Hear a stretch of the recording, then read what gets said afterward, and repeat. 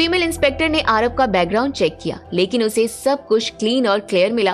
कोई भी offensive record Aarav के खिलाफ नहीं थे। वहाँ सिर्फ एक ही ऑफेंसिव रिकॉर्ड शो कर रहा था, जहाँ एक लड़की ने आरव पर हैरेसमेंट का झूठा इल्जाम लगाया था और एट द एंड में उस लड़की ने अपना जुर्म कबूल किया और आरव के ऊपर सारा इल्जाम क्लियर हो गया था। डेटा खंगालने के बाद फीमेल इंस्पेक्टर फिर से आरव के पास गई। तुमने अपनी पढ़ाई अब्रॉड से की है, तुमने MBA किया हुआ है, वो भी सेंचुरियन यूनिवर्सिटी लंदन से। ये पहली बार था जब आरव अपने नए बैकग्राउंड के बारे में सुन रहा था। हाँ, तो इसमें क्या प्रॉब्लम है? लंदन में स्टडी करते टाइम क्या तुम किसी और भी काम में जुड़े हुए थे?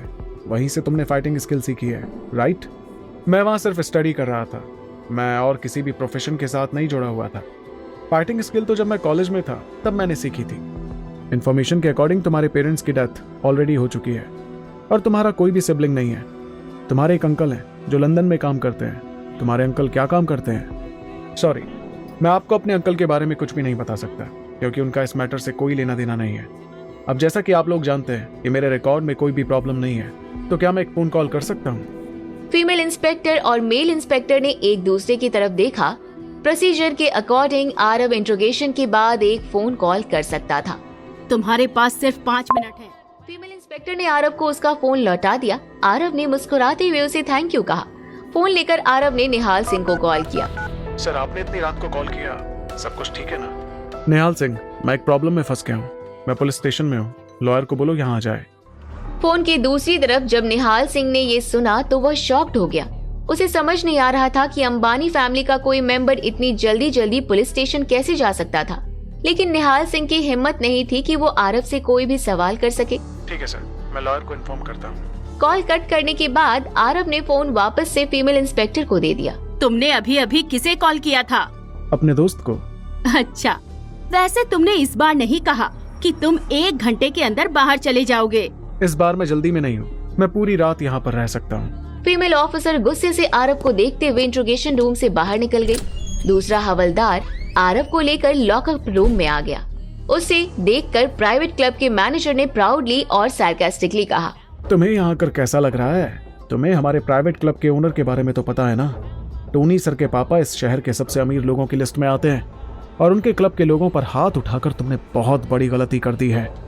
मैं वादा करता हूँ कि तुम्हें जेल में ऐसी सजा दिलवाऊंगा कि तुम मुझे जिंदगी भर याद रखोगे और साथ ही तुम्हें मुझे इतने पैसे कंपनसेशन के रूप में देने होंगे कि चुकाते चुकाते तुम्हारी पूरी जिंदगी खत्म हो जाएगी।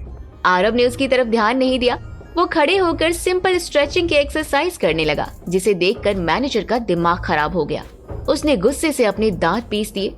तुम्हारी अकड़ अभी तक गई नहीं, तुम बस देखते जाओ तुम्हारे साथ क्या क्या होता है। तभी 2 पुलिस के आदमी अदिति को लेकर डिटेंशन रूम में आ गए। आरव तुम ठीक हो ना?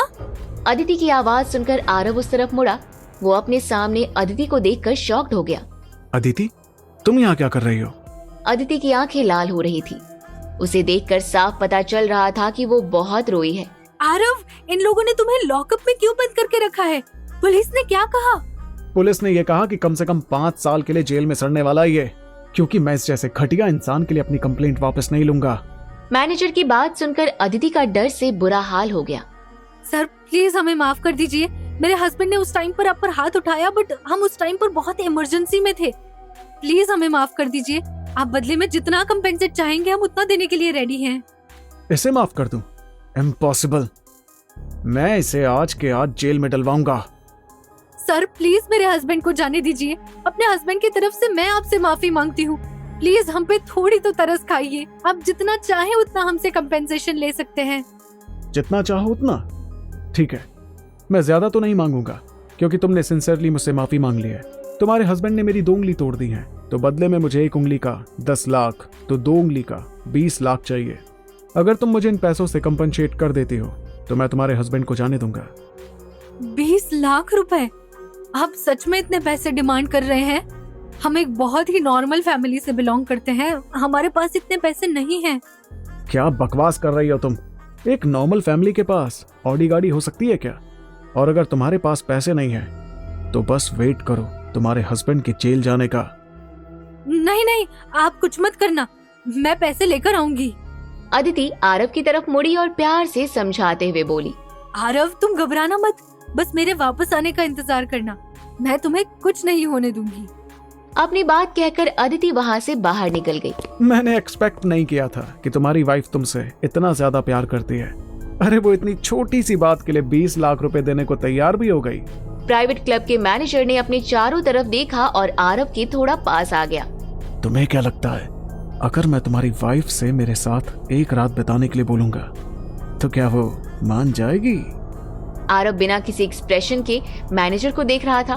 वो उस जैसे मामूली से इंसान से कोई बहस नहीं करना चाहता था, लेकिन अभी उसने अपनी सारी हद पार कर दी थी। ज्यादा बकवास किया तो इस बार दोनों हाथ काट दूंगा। तुम मुझे डराने की कोशिश कर रहे हो। लॉकअप के अंदर हो, लेकिन फिर भी तुम्हारा एटीट्यूड खत्म नहीं हुआ। अब ये मेरे हाथों में है कि तुम इस जेल से बाहर जाओगे या नहीं।